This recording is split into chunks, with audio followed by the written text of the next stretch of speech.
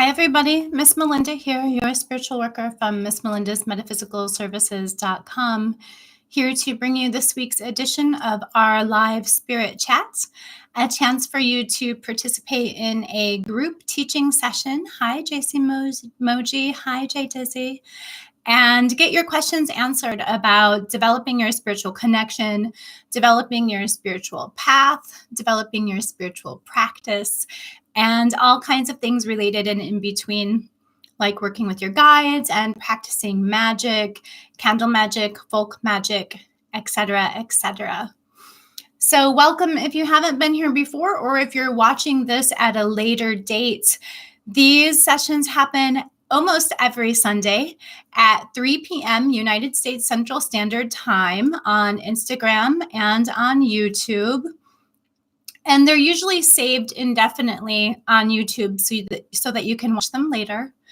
And on Instagram, I take early bird questions, meaning that you can submit your question early, and then you'll get them answered at the top of the hour. And that's a nice way to submit a question if you want it to be anonymous, or if you want to make sure that there's time to get to your question. So I usually open up early bird questions on Fridays, usually. Hi, Wanderlust. Nice to see you. Hi, fairest of them all. Welcome, welcome. So today I only have one special announcement. My announcement is that next week, next Sunday, I'm going to be on Madame Pamita's live tea party. So she hosts a semi-private Q&A through Zoom, and she accepts guests, and I am fortunate enough to be one of her guests. Next Sunday, I'll be participating in the live Q&A tea party. We'll be having a fun chat. We'll be answering questions. If you want to join Madame Pamita's live Q&A tea party, then you're going to need to sign up for her spell squad so that you can get the private invitation for the live Q&As, which happen through Zoom.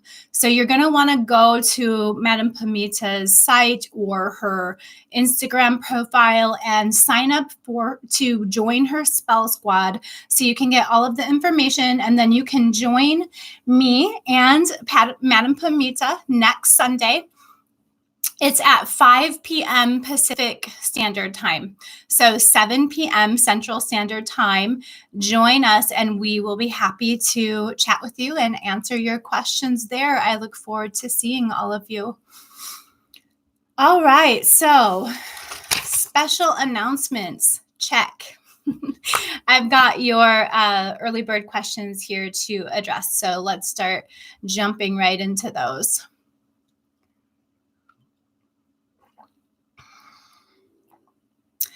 Okay, so the first question is not really a question, but more of a comment. And that is, I saw a spirit. I was startled and felt uneasy. I saw all black. I lit a protection incense and then all was well. Cool. So it sounds like you took care of it.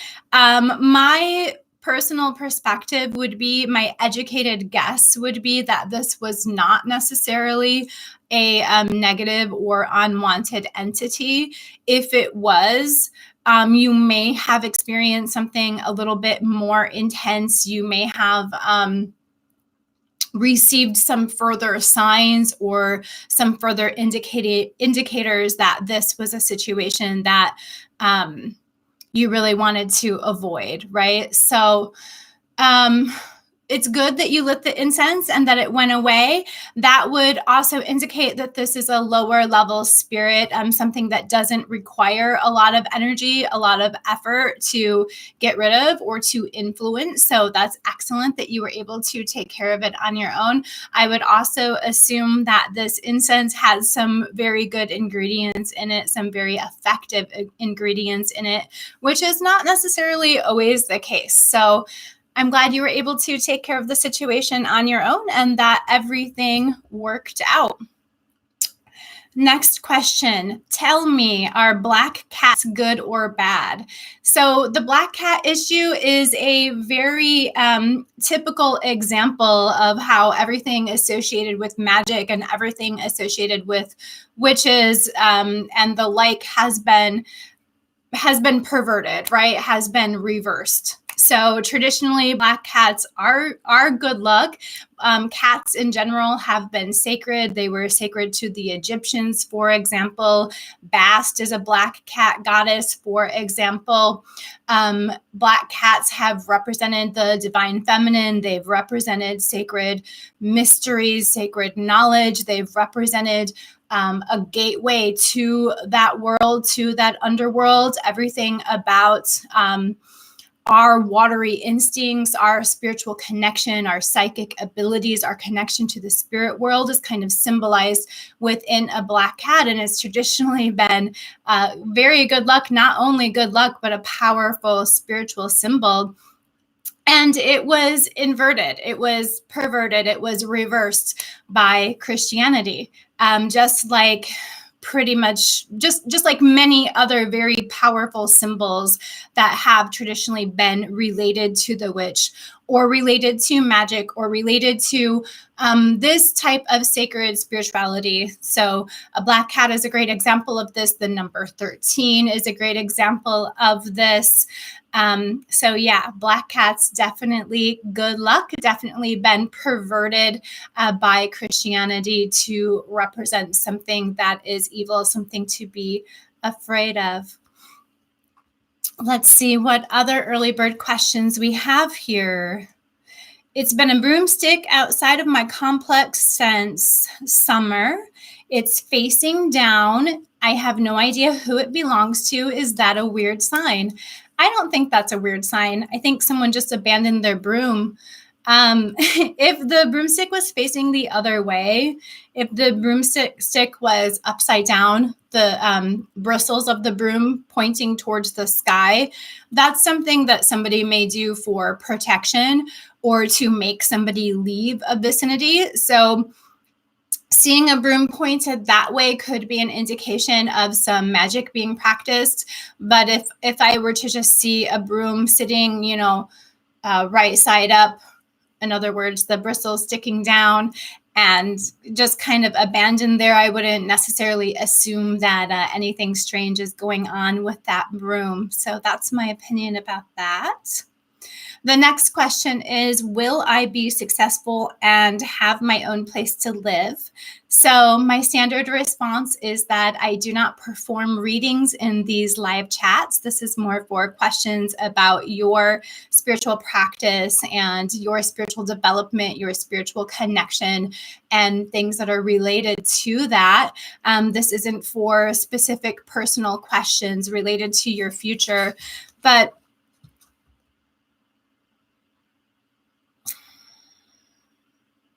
what I will say about that is that if you want to be successful, you need to begin by defining your version of success.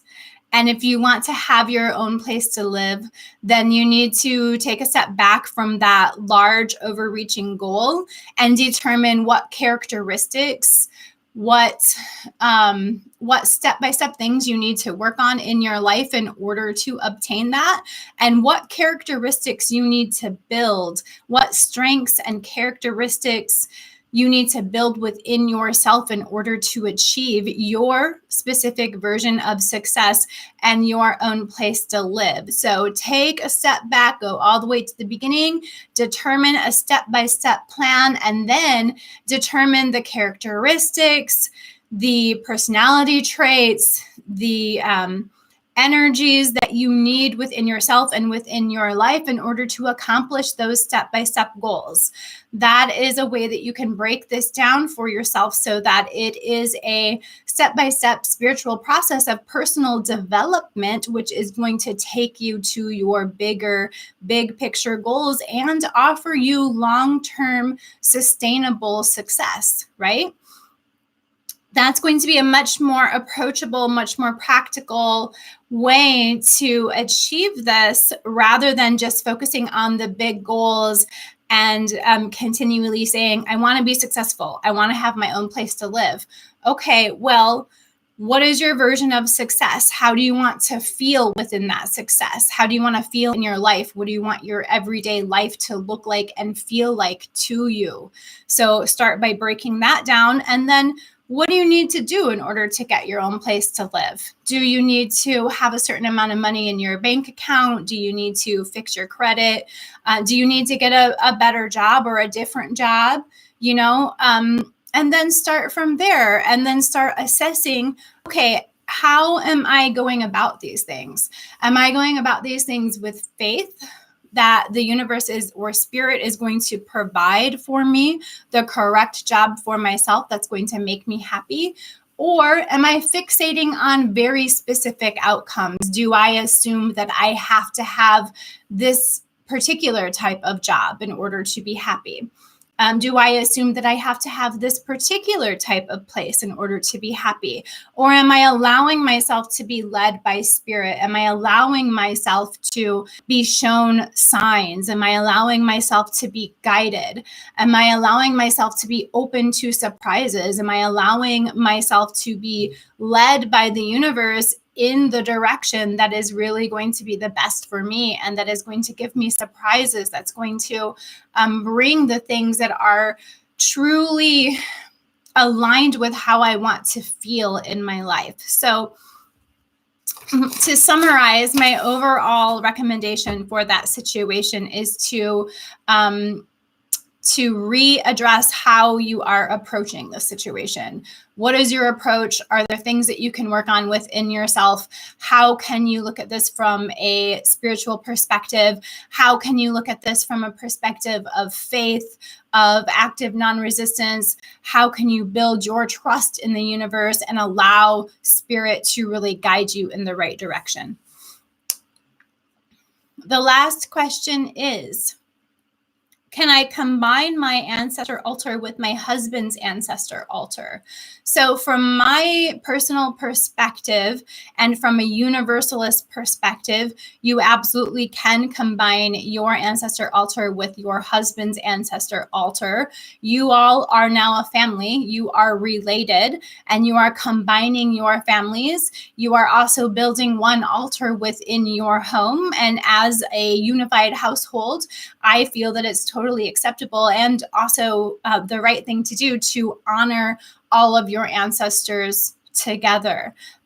However, some traditions might have other beliefs surrounding this, or other requirements surrounding this, or other practices surrounding this. So depending on your tradition, you may want to consult with the elders of your community or do some further research. But if you are a independent practitioner and, coming from a universalist perspective, coming from my perspective, I think that it's not only an okay thing to do, I think it's a good thing to do and the right thing to do, to go ahead and honor all of your ancestors together. Since you are related, you are a unified family now. So that's it. We got through all of the early bird questions. So it's a good time now to take your live questions. You can go ahead and submit any questions that you may have about your spiritual path, your spiritual practice, your spiritual development. This includes developing your intuition, developing your psychic abilities. It includes things like dream work and ancestor work and work with your spirit guides, or practicing magic, folk magic, divination, tarot, all kinds of things related and in between. So if you have any questions, don't be shy. Feel free to put them out there now. I'll address them to the best of my ability. And in the future, if you want to submit your questions early so that they're anonymous, you can go ahead and do that on Instagram, usually beginning on Fridays or Saturdays. And I'll address them at the beginning of the spirit chat. I'll address them anonymously, and it's a good way to make sure that your questions get in there.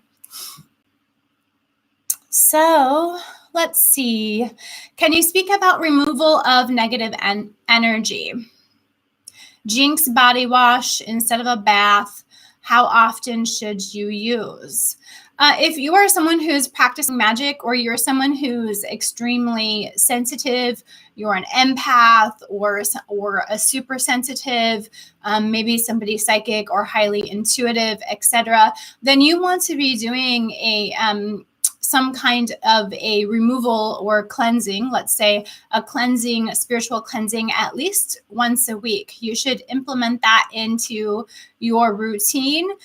You can do it more often. I'm doing cleansings like every other day, if not daily, at least, right? Because I'm working with a lot of magic. I'm dealing with a lot of other people's energy. I'm working with spirits, I'm doing readings, etc.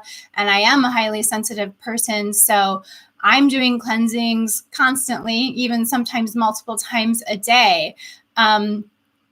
For you, I recommend at least once a week, if not twice a week. And there's all kinds of things that you can use to make a body wash instead of a bath. But, any of the formulas that people recommend for a spiritual bath can be made into a body wash. You can use it in the shower by just using the liquid to wash your body, literally to wash your body. Or you can put it in a spray bottle and use it to spray your body.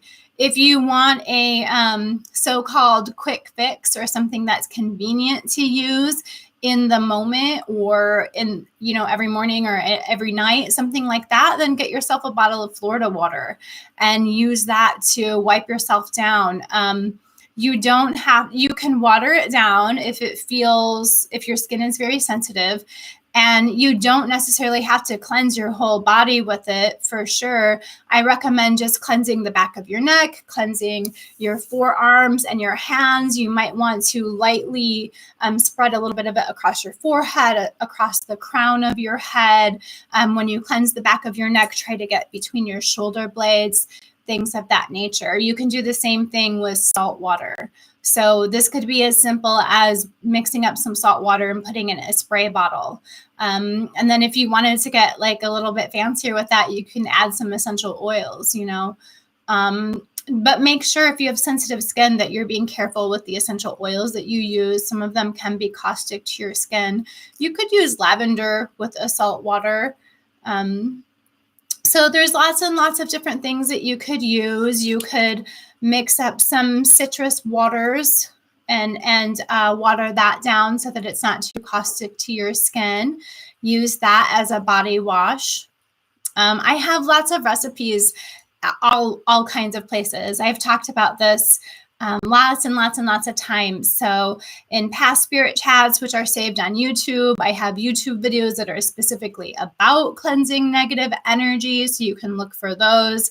I have recipes on my website. I think I have recipes in my Facebook notes. I've shared information about this lots and lots of times. So if you look through some of my stuff, you'll see lots of info about that there. I think that you were a member when we did Sanctuary, which was my course all about cleansing and protection from a spiritual perspective. And there's a ton of recipes and techniques that I shared there. You're welcome. Okay, anybody else have any questions? It's time now to take live questions.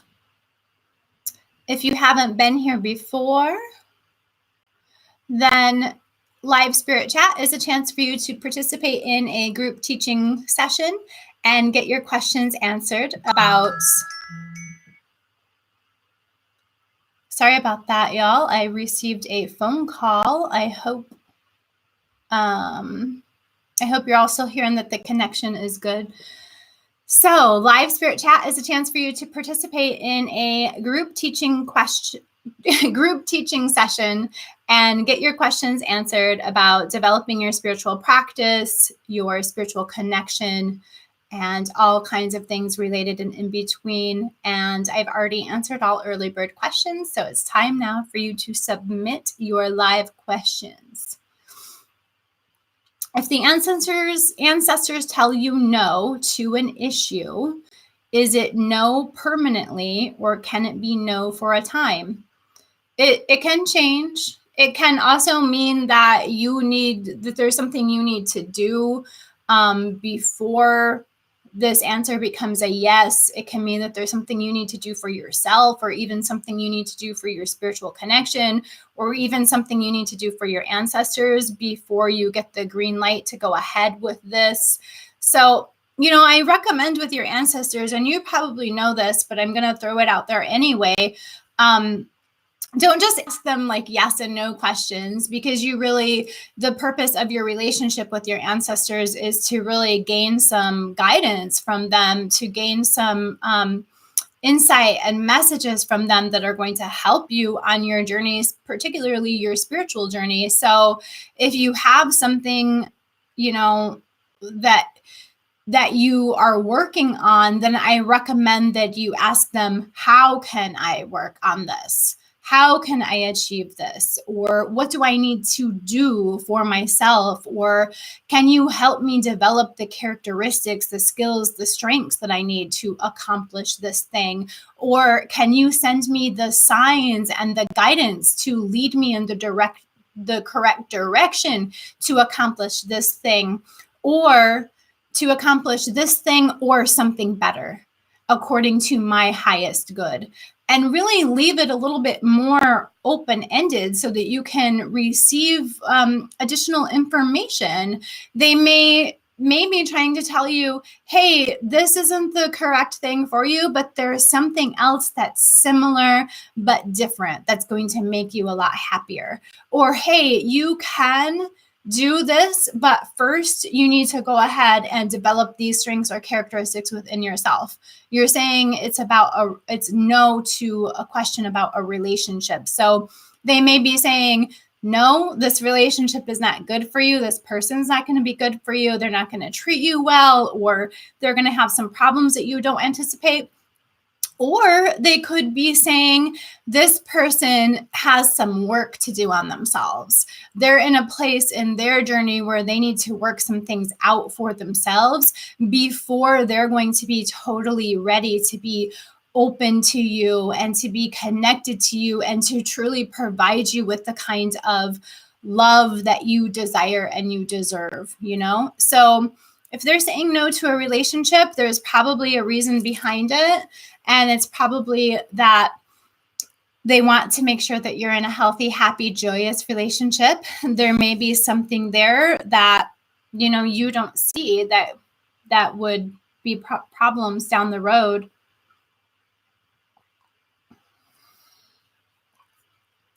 And I mean, there's a lot of other things to consider about that too. Like, what ancestor are you asking and why? Is it an ancestor that died 2 years ago who would have told you no to every relationship under the sun? Is it an ancestor who was super judgmental when they were alive and wouldn't have wanted you to be in a relationship with pretty much anyone because they would have always judged someone as not being good enough for you? So there's a lot of things to take into consideration here. Asking for guidance for big picture things like this, I would really recommend that you go to an ancestor who has presented themselves as one of your primary guides, somebody that you have really built a strong relationship with and that you've been working on building a relationship with for a while. And that is already, through evidence, through the proof of what they've shown you and the information they've given you and what they've offered you so far, and in their consistency in your relationship, they've proven to you that they're already elevated to a certain level and have become one of your primary guides, right? So it's important to have that strong foundation already built into your relationship and to have that trust there. These are the kinds of spirits or ancestors that you can entrust with big picture, big decisions like that. You don't want to ask super judgy Aunt Cecilia, who died 2 years ago and who is pretty low on the spiritual scale of evolution, So there's lots of stuff to consider with things like that. My best friend told me that she's pregnant and I'd love to perform a service for her. Any suggestions? So if you want to do a spell service for your best friend, you can do something to bless her pregnancy, to bless her and her pregnancy. I would just personally, I would do a blessing spell. I would just use a figure candle in the shape of a female, and I would do some beautiful herbs like holy basil, rosemary. Rosemary is excellent for strong feminine power, strong feminine energy, and just some really simple and gorgeous things for blessings, good health, good luck, like basil, basil and holy basil, two different things. Rosemary, maybe mint. Mint is good for good health. And just, light a candle and sprinkle some fresh herbs around and say a prayer for her. Say a prayer for her to spirit and concentrate on the candle, concentrate on the flame, and really concentrate on feeling the kind of blessings that you want her to feel, and then directing those feelings to the candle, directing those feelings to her. A lot of people do a blessing ceremony for a pregnant woman as well. It's kind of like the spiritual version of a baby shower, but it's specifically a blessing ceremony. So you might want to consider that. And there's all kinds of traditions that can go along with a blessing ceremony, like washing the pregnant woman's feet. You would give gifts, but they would be gifts that are more directed towards the mother rather than the baby. And they would be gifts that are more about assisting the mother in this journey of pregnancy and journey of motherhood from a spiritual perspective, and really calling in blessings, calling in spirit and the universe to support her, to bless her, to make it an easy and beautiful and powerful experience. So that's something you could consider as well. Hi, Evelyn and Jim. Nice to see you. I haven't seen you in a while. You're welcome, JC Moji. Happy New Year. Yeah, I love Lang Lang and basil together as well. Lang Lang is beautiful for, I see it as a beautiful additive for balancing energies. Sometimes I use it in a love formula, especially when I'm using a lot of herbs and ingredients that have a lot of fiery, passionate energy. Then I would use something like Lang Lang to make sure that there's an undercurrent of balance there, so that everything doesn't become way too intense. And it's also beautiful for healing because of that energy of balance, right? So that'd be basil and Lang Lang together would be beautiful for healing or for health.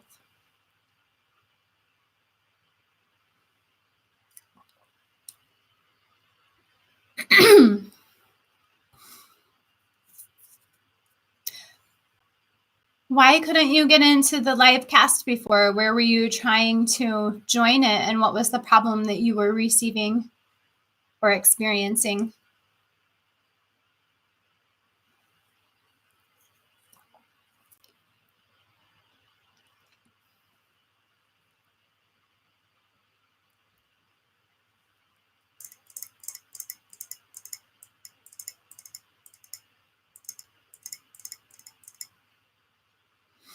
Okay, everyone. Well, if I'm not receiving more questions, and I've already been through my special announcements, and I've already been through my early bird questions, and I'm probably going to go ahead and log off early. Thank you all for being here. Oh, good. Well, I'm glad you got a new phone. I'm glad you got the issue worked out. It's nice to see you here. Thanks, everyone, for being here today. Thank you for submitting all of your early questions. Thank you for submitting your live questions. I always look forward to, thank you, Jay Dizzy. I always look forward to these conversations with you. I always look forward to these sessions with you. I really appreciate the interesting conversation that you spur. And if you haven't, go ahead and put your question out. If you haven't seen my my announcement, or you weren't here at the beginning of the chat to see my special announcements, my announcement is that next week on Sunday, I'm going to be the special guest on Madame Pamita's live tarot party, or I'm sorry, it's a tea party, Madame Pamita's live tea party. And that happens through Zoom. It's a private link, and you need to join her spell squad in order to receive the information to attend these live Q&As.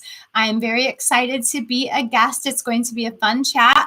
Pamita and I are just going to be hanging out. We're going to be chatting, and we're going to be taking your live questions. So do go over to Pamita's page and sign up to become a member of her spell squad so that you can go ahead and get the invitation, get the information to join that live tea party. And we will look forward to seeing you next Sunday. It happens at 5 p.m. Pacific Standard Time, which is 7 p.m. Central Standard Time. What do you suggest when you are leaving an old house and you want to say goodbye to a spirit? I don't want him to follow me to my new house. Yeah, I was going to say you don't want him to follow you to your new house. But if it's a spirit that has been a blessing to you or hasn't been a hindrance to your life, then yay. I know I saw the live chat with Jim as well. I love Jim. He's a good friend of mine. And that was a really nice chat that they had. So I'll definitely look forward to seeing you there, JC Moji. It's going to be fun. Okay, so this spirit, you don't want him to follow you to your new house. But if he is a spirit that hasn't been a hindrance in your life or hasn't interfered in your life in any kind of negative way, then I would suggest that you leave him an offering and thank him for his presence in your life. Thank him for not being a hindrance. Thank him for his supportive energy. Thank him for whatever it is that you can thank him for. Make sure that one of the last things that you do before you leave the house, do a spiritual cleansing of the house before you leave, after you move your stuff out. And then one of the last things that you do after that is light him a candle, just a little stick candle or an offertory candle, a white one, and leave him a small offering, just a token of thanks.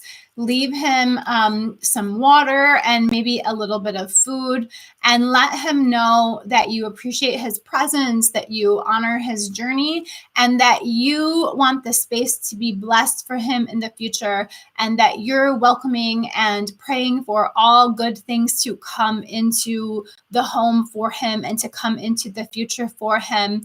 And just have a conversation with him like that and tell him goodbye. Tell him goodbye and thank him for everything. And that should be enough, you know. If it's not a spirit that you brought there with you, if it's really a spirit of the house, then the chances of him following you are very slim, because he's not attached to you, he's attached to the house, right? So that's a different kind of thing. No, I wouldn't use sage. Oh, you're saying that he is a chief. He's an Indigenous American chief. So you could use sage for him, because sage is a ceremonial herb and it's not the best for cleansings. Well, I'm not going to walk you through everything to do with the home cleansing right here, right now. I have lots and lots of information up everywhere about home cleansings. You can also do some additional research about that. But what I will say is you can use sage as an offering for him, but not specifically as a cleansing. Sage is not the most... Sage is a ceremonial herb, which is better as an offering, and it's better for actually honoring spirits and opening up connection to spirit, and as a sacred offering to them and as a way of communicating with them, rather than specifically as a cleansing herb. So you can offer him that smoke. That would be a wonderful, beautiful thing to do as a connection with him. As far as cleansing your house, there's lots and lots and lots of different approaches that you can use for that. If you want to do something really simple, then after you do your normal cleaning, just wipe everything down with some water with Florida water in it, right? So, and then you can burn him the herbs, light him the candle, and give him the little offering of water and food, say the prayers of gratitude, and have a conversation with him where you tell him goodbye. So, like I was saying before, thanks everyone for being here. Thanks for your questions. Lovely to see you. And I will be seeing you next Sunday at 3 p.m. as well as at 7 p.m. with Madam Pamita. Thanks a lot. Bye, everyone. Stay blessed. Goodbye, YouTube. Stay blessed.